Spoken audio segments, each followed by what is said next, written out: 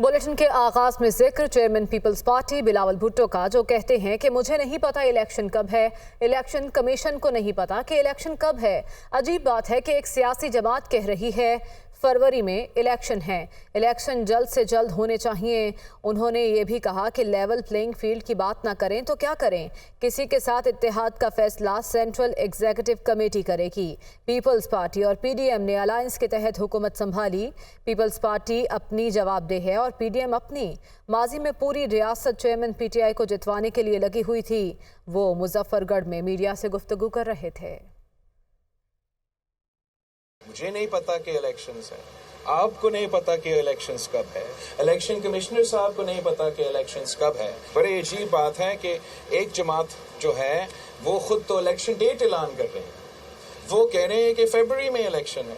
तो मैं फिर अगर लेवल प्लेइंग फील्ड का बात ना करूं तो क्या करूं। जहां तक इलेक्शन का स्ट्रैटेजी होगा वो पाकिस्तान पीपल्स पार्टी के सेंट्रल एग्जीक्यूटिव कमेटी फैसला करेगा। पीपल्स पार्टी और पीडीएम का अलायंस के तहत जो है हमने हुकूमत संभाला था।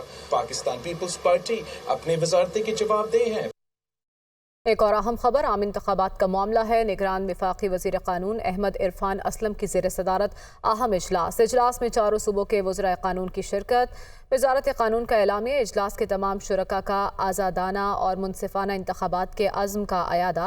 एलामिया में कहा गया कि इलेक्शन कमीशन आज़ाद आइनी इदारा है। रियासत के तमाम इदारों की जिम्मेदारी है कि वो इलेक्शन कमीशन की खुद मुख्तारी का एहतराम करें। हल्का बंदियाँ और इलेक्शन शेड्यूल जारी करना इलेक्शन कमीशन का इख्तियार है। यह अहम मामला है जिससे मुतालिक आपको अपडेट कर रहे हैं।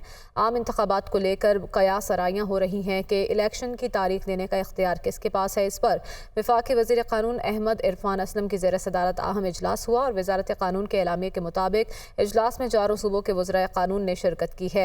एलामिया के मुताबिक इजलास के तमाम शुरका ने आज़ाद और मुनसिफाना इंतखाबात के अज़्म का अयादा किया। अब खबर यह है, बैनुल हुकूमती बुनियादों पर मुख्तलिफ ममालिक के साथ अहम मुआहिदों का मामला। निगरान वज़ीर आज़म ने काबीना कमेटी बराए इंटर गवर्नमेंटल ट्रांजैक्शंस की सरबराही निगरान वज़ीर ख़जाना से वापस ले ली है। ज़राए के मुताबिक कमेटी की तश्कील न करते हुए वफाकी वज़ीर बराए निजकारी को चेयरमैन कमेटी तैनात करने की मंजूरी दी गई है। इस फैसले से मुतालिक जान लेते हैं। इस्लामाबाद से हमारे नुमाइंदे जावेद हुसैन हमारे साथ मौजूद हैं। जावेद, बताइएगा। जी देखिए, ये ज़राए से बताया है ज़राए ने कि वज़ीर आज़म ने काबीना कमेटी बराए इंटर गवर्नमेंटल ट्रांजैक्शंस की सरबराही वज़ीर ख़जाना से वापस ले ली है और वज़ीर आज़म ने कमेटी की तश्कील नौ करते हुए विफाकी वज़ीर बराए निजकारी को चेयरमैन कमेटी तैनात करने की मंजूरी दी है और निगरान विफाकी वज़ीर फवाद हसन फवाद को निजकारी कमीशन का कलमदान सौंपे जाने का फैसला हुआ है। इस हवाले से ज़राए ने बताया है और वज़ीर आज़म की हिदायत पर काबीना कमेटी पर इंटर गवर्नमेंटल ट्रांजैक्शन की तश्कील नौ विफाकी काबीना से मंजूरी ली गई और विफाकी काबीना से सर्कुलेशन के जरिए इसकी मंजूरी ली गई, जिस पर अब फवाद हसन फवाद अपना हल्फ लेने के बाद इसका कलमदान उनको सौंपा जाएगा। जी, शुक्रिया आपका जावेद।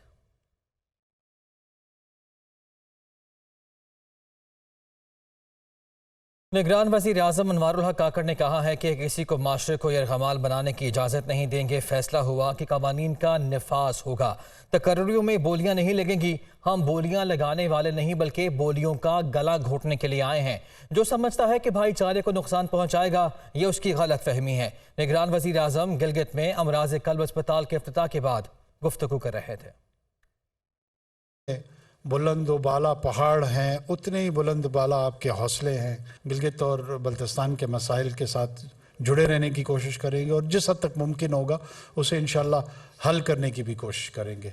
चाहेंगे कि यहाँ के लोग अपने पाँव पे खड़े हों। मैं गिलगित बल्तिस्तान के लिए, यहाँ के लोगों के लिए यही पैगाम लेकर आया हूँ कि एक दूसरे के हुकूक का एहतराम और रियासत की ज़िम्मेदारी ये है कि उन हुकूक के एहतराम की इन्फोर्समेंट कर सके, उसका निफाज कर सके और हम इंशाल्लाह ये निफाज करके रहेंगे। अगर कोई ये समझता है कि इस भाईचारे को डिस्टर्ब कर सकेगा, उसको तब्दील कर सकेगा, वो उसकी बहुत बड़ी गलतफहमी है।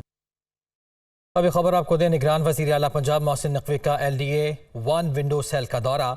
मुतासरा शहरियों ने कब्जा माफिया के खिलाफ शिकायत के अंबार लगा दिए। निगरान वज़ीर आला पंजाब का फौरी कब्जा माफिया के खिलाफ कार्रवाई का हुक्म। मुतासरीन को हक दिलवाएंगे, कब्जा माफिया के खिलाफ क्रैक डाउन किया जाएगा, ऐसा कहा गया। निगरान वज़ीर आला पंजाब की जानिब से तफसीलात जान लेते हैं। नुमाइंदे खुसूसी लियाकत अंसारी हमारे साथ मौजूद है। लियाकत, बताइएगा।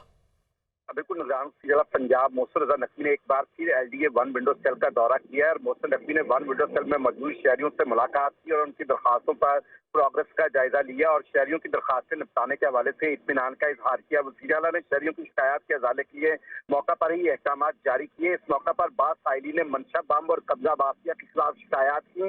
वज़ीर आला मोहसिन नकवी ने मुतासरा शहरियों को कमेटी रूम में बुलाकर हर एक के मसले को खुद सुना और मुतासरा शहरियों ने मंशा बम कब्जा माफिया के खिलाफ शिकायत के अंबार लगाए, जिस पर वज़ीर आला ने फौरी एक्शन के लिए जो है उन्हें CM पंजाब जो है वो ऐवान वज़ीर आला में बुला लिया और CP लाहौर को भी वहां पर तलब किया। वज़ीर आला मोहसिन नकवी ने फिलफौर मंशा बम और दीगर कब्जा माफिया के खिलाफ कार्रवाई का हुक्म दे दिया है और इस हवाले से CP लाहौर को हदायत जारी कर दी गई है। CP लाहौर और LDA को बिला ताखीर कार्रवाई करने की हदायत की गई है। मोहसिन नकवी का कहना है कि मुतासरीन को उनका हक दिलवाएंगे और किसी से ज्यादती नहीं होगी। मंशा बम और इस तरह के दीगर कब्जा माफिया से कानून के आनी हाथों बिल्कुल ठीक है, आनी हाथों से निपटा जाएगा। शुक्रिया आपका लियाकत। और अब आपको बताएं कि इंटरबैंक में डॉलर की कीमत में 1 रुपये 7 पैसे की कमी रिकॉर्ड की गई है। इंटरबैंक में डॉलर 298 रुपये 82 पैसे पर बंद हुआ, जबकि इंटरबैंक में डॉलर की बुलंद तरीन सतह से 8 रुपये 80 पैसे कमी हुई है। ओपन मार्केट की बात की जाए तो यहाँ डॉलर की कीमत में 50 पैसे का इजाफा हुआ है। मजीद तफसीलात जान लेंगे, हमारे साथ मौजूद हैं head of business desk Haris Zameer. Haris, आगाह कीजिएगा। सिलसिला जो है रिकवरी का पिछले एक हफ्ते से चल रहा है, तो इसकी सबसे अहम वजह ये कि एक्सपोर्टर्स की जानिब से सेलिंग हुई है, कुछ रेमिटेंस बनने के इम्कानात हैं और साथ ही जो है इससे रुपए के इम्प्रूवमेंट से हमें जो है जो कर्जों पे जो बोझ है उसमें भी कमी होगी। तो अब हमें ये लगता है कि जो फॉरेन इन्वेस्टमेंट का जो वादे किए गए थे वो अगर फुलफिल हो जाए और IMF से जो हमारी जो नवंबर में रिव्यू है उससे अगर लोन और मजीद मिल जाता है तो लगता है कि एक आने वाले वक्त में रुपया मुस्तहकम रहेगा और लगता यही है कि ज्यादातर मार्केट का ज्यादातर ख्याल है कि 270 या 280 तक टच होने के इम्कानात मौजूद हैं। लेकिन बहुत शुक्रिया हारिस, आपने अपडेट किया।